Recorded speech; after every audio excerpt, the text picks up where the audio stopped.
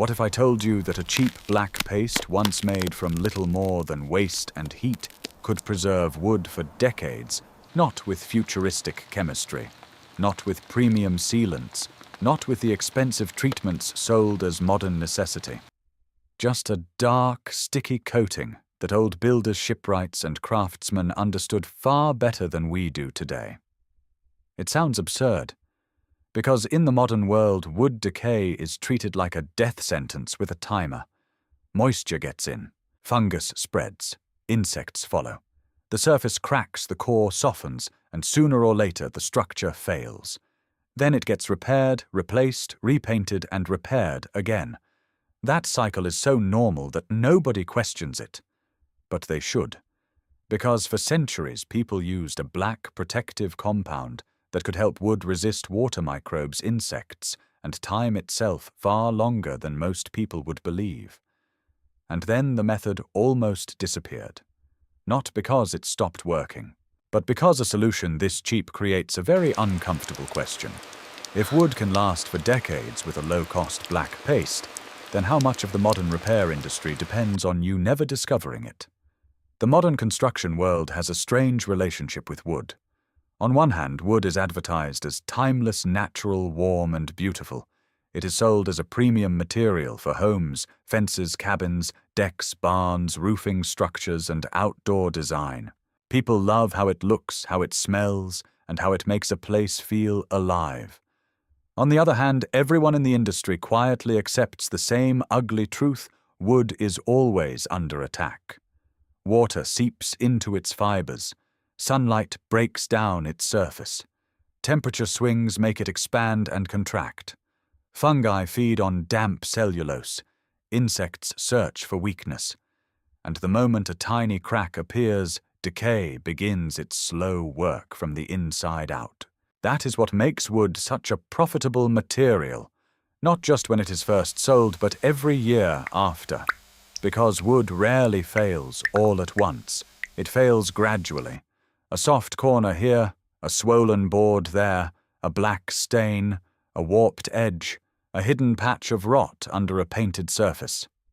By the time most people notice the damage, the repair bill is already waiting. So the market offers a solution. Buy a treatment. Buy a coating.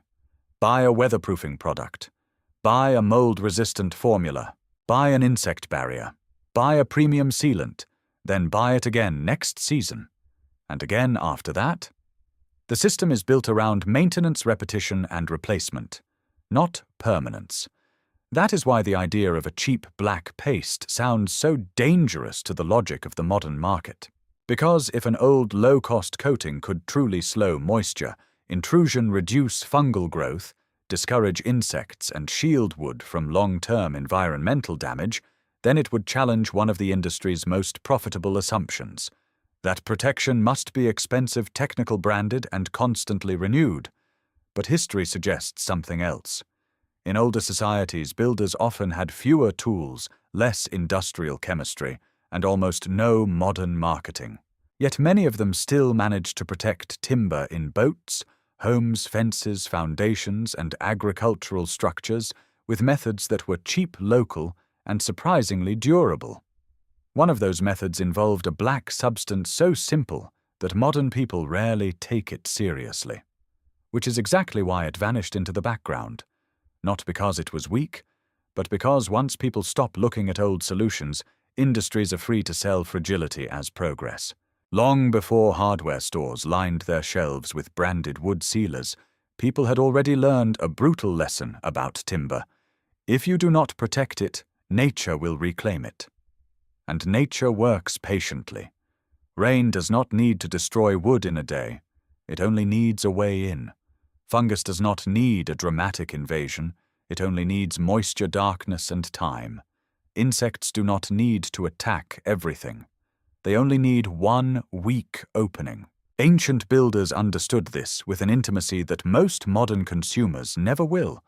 Their homes, tools, boats, bridges, fence posts, storage sheds, and defensive walls were not abstract design choices. Their survival often depended on whether wood could endure seasons of wet, cold, salt, heat, mud, and burial. That pressure forced experimentation. Across different parts of the world, builders discovered that certain dark substances created an extraordinary shield when applied to timber. Some came from tree resins cooked down over fire. Some came from pine tar. Some came from charcoal-rich compounds mixed with oils. Some came from bituminous earth smoke-condensed residues or carbon-heavy protective slurries. The recipes varied by geography, but the principle was remarkably similar. Take a substance that water hates. Take a material rich in carbon oils or resins. Heat it, thicken it, darken it, and bind it to the wood. The result was often black, thick, dirty, unfashionable, and incredibly effective. This is one of the strangest patterns in material history. Many of the most durable traditional preservation methods looked crude, even primitive to later generations. They did not look scientific. They did not come in polished containers. They did not have trademarks, warning labels, or technical diagrams. They looked like soot, tar, ash, pitch, smoke, grease, or mud. So modern people assumed they must have been inferior, but old builders did not judge by appearance. They judged by survival. Shipbuilders were among the first to understand the power of black protective coatings. Wooden hulls lived in the harshest possible environment. Constant wetting, drying, abrasion, salt exposure, biological growth, and microbial attack. Any coating that could slow water penetration or seal vulnerable fibers was precious. Tar-pitch resinous compounds and carbon-rich sealants became standard in many maritime traditions because failure at sea was unforgiving. If a treatment worked, it stayed.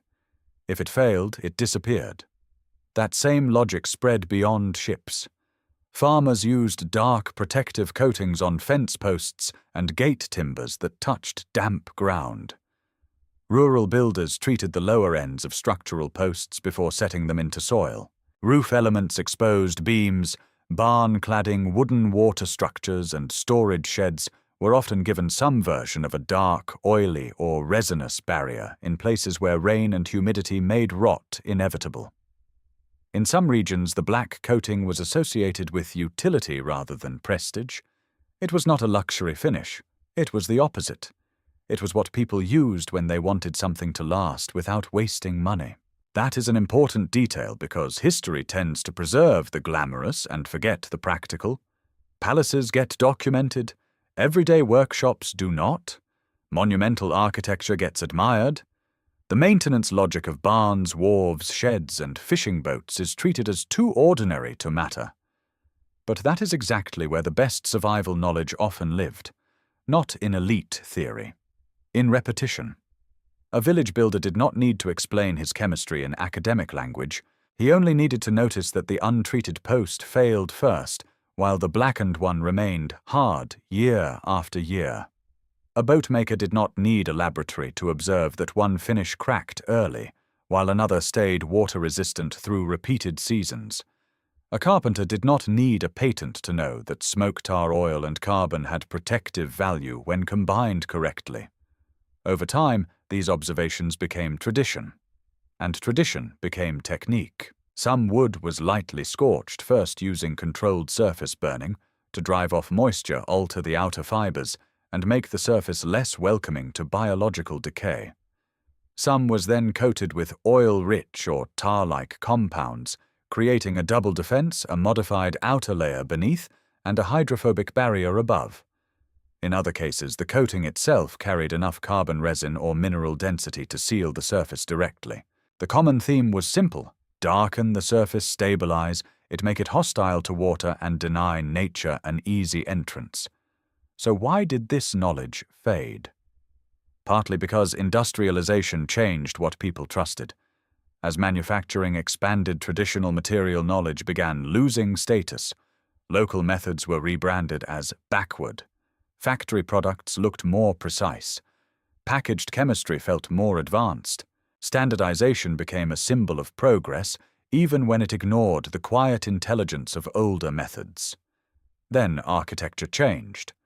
Modern construction increasingly prioritized speed, appearance, and market scale.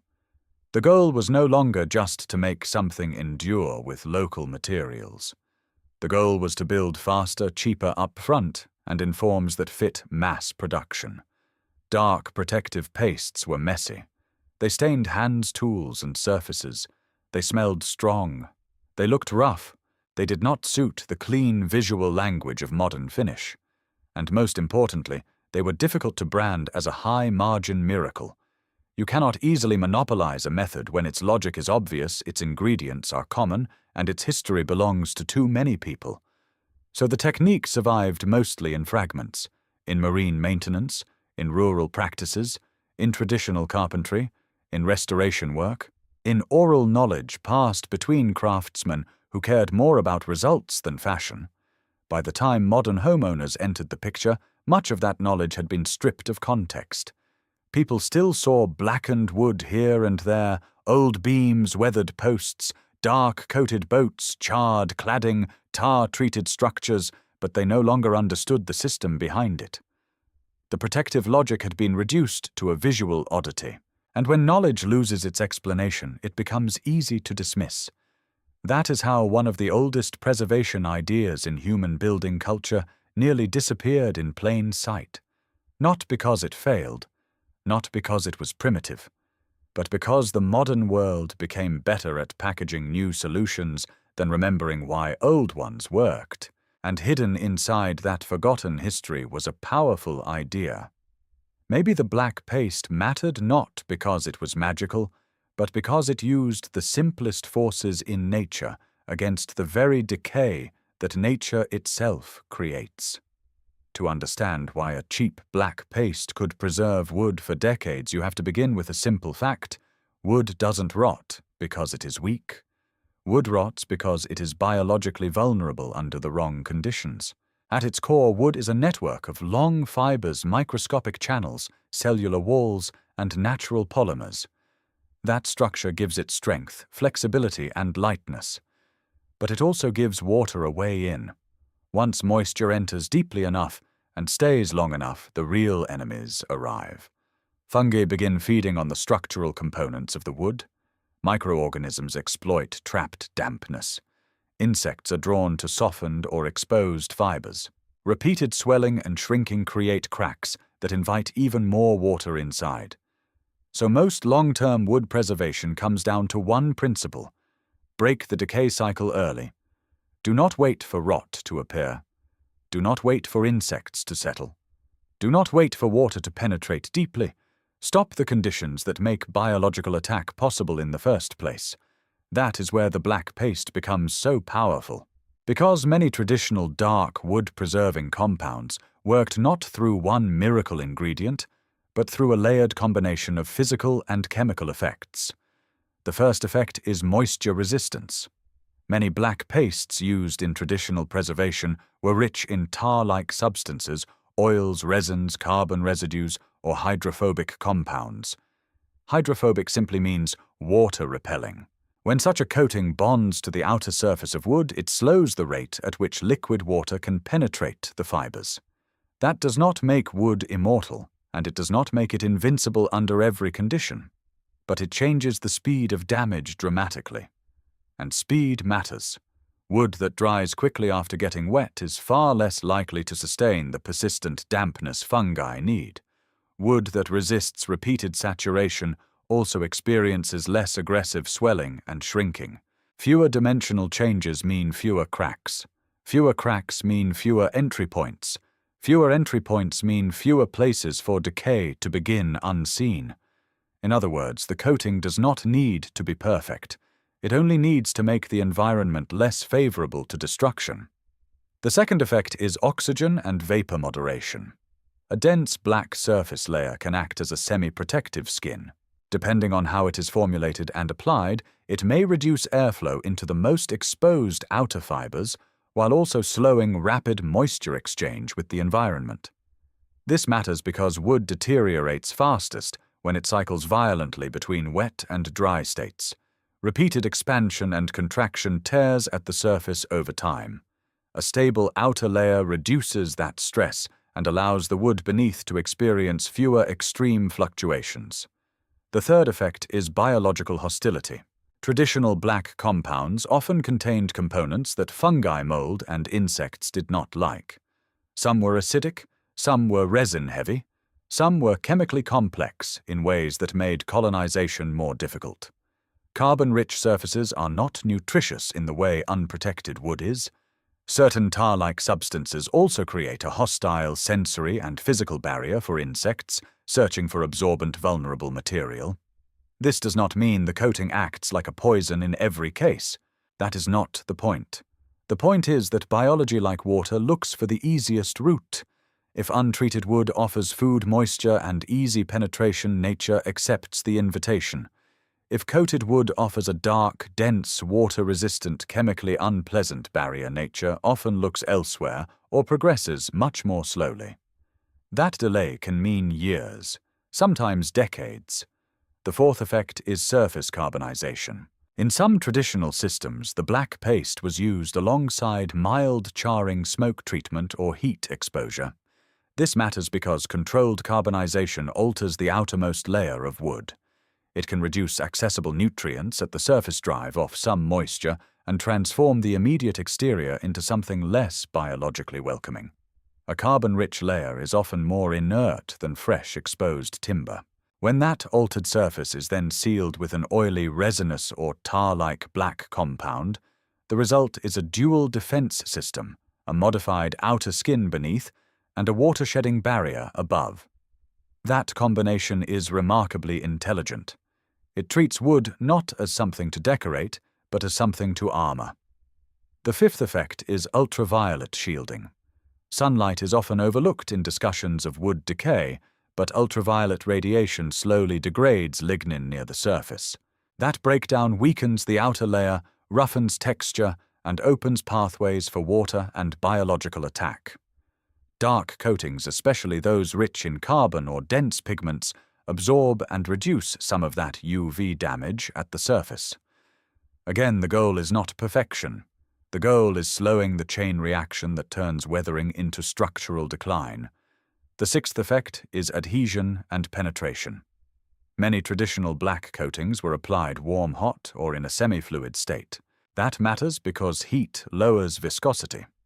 Lower viscosity allows the protective material to move more deeply into cracks, pores, and exposed fibers before cooling and thickening. Once it sets, it forms a more intimate mechanical bond with the surface.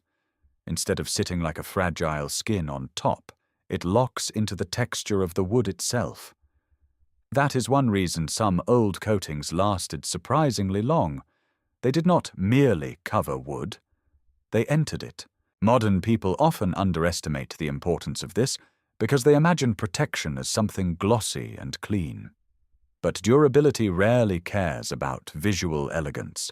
A rough black coating that penetrates, seals, and hardens may outperform a beautiful surface finish designed mainly to sell appearance, and that leads to the most important scientific point of all: the black paste works, because decay is usually systemic, not random.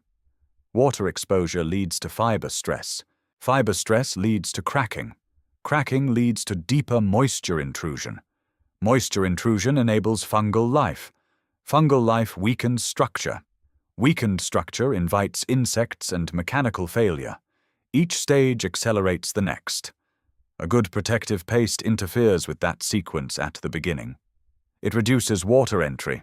It reduces nutrient exposure. It reduces biological friendliness. It reduces UV damage.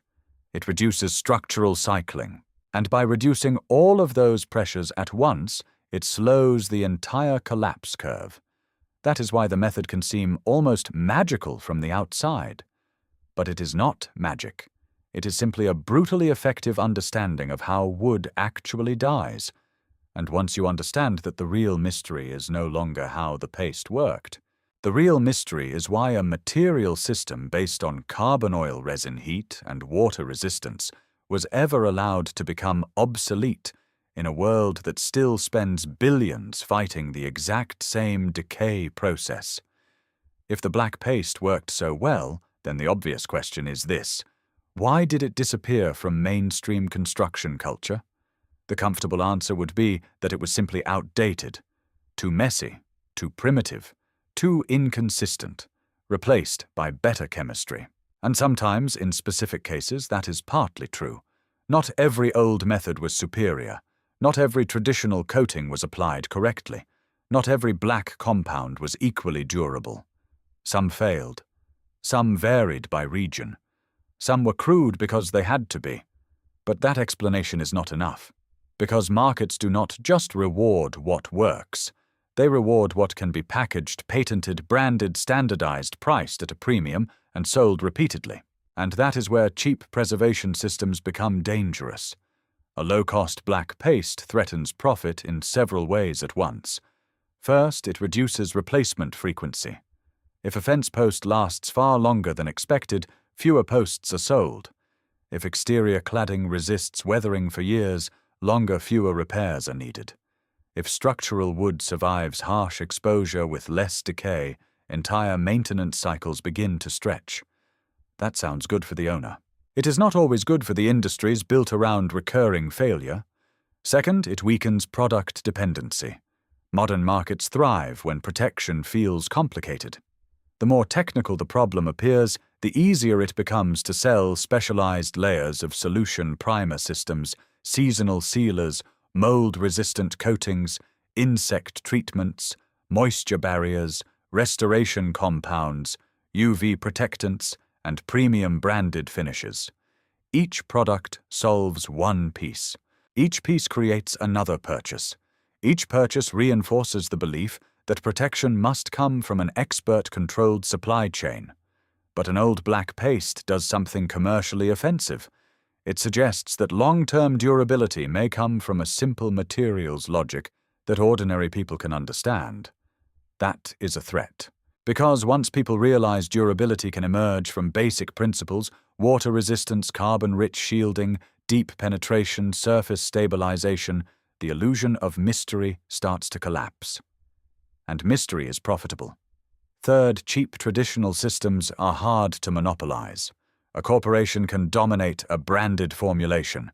It can trademark a name. It can promote certification standards. It can flood distributors.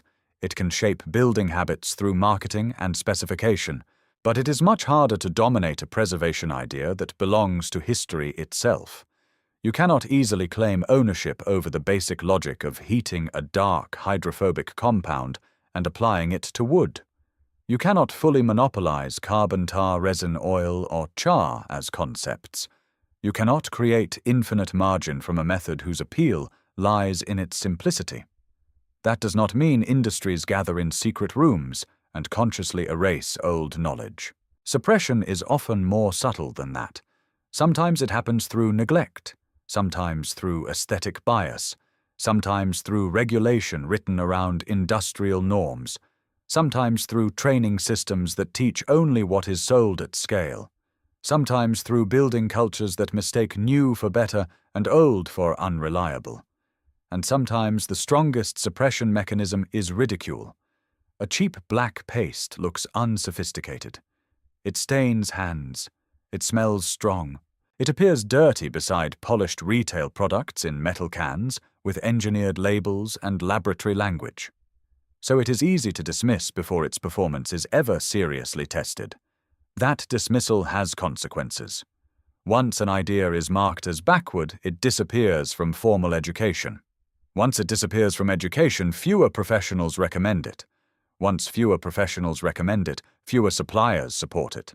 Once supply weakens, users assume the method was never worthwhile, and when enough time passes, absence itself becomes proof.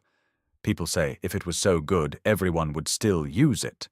But history is full of technologies that vanished not because they were useless, but because they were economically inconvenient, visually unfashionable, or incompatible with the direction of industrial scale.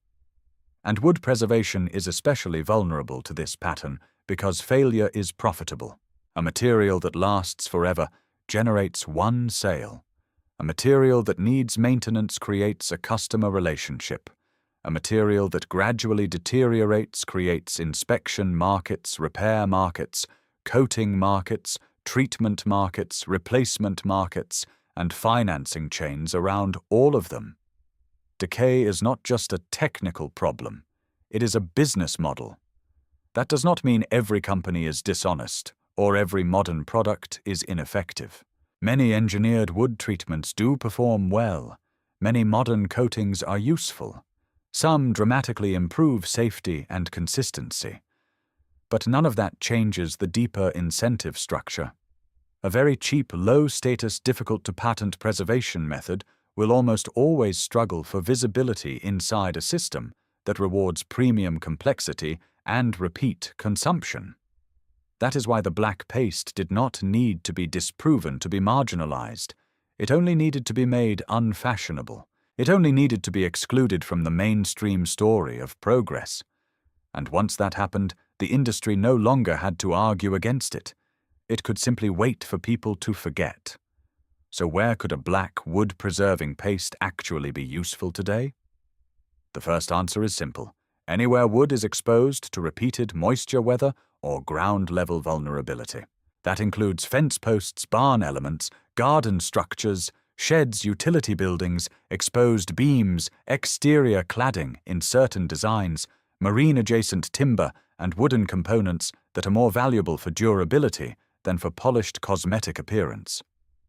In those situations, the old logic becomes very practical. You protect the most vulnerable zones first.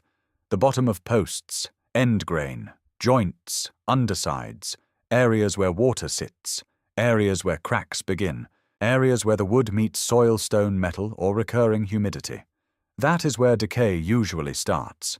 And that is where a dense, dark, water-resistant coating can do the most good. But this is also where realism matters. The black paste is not a magic spell.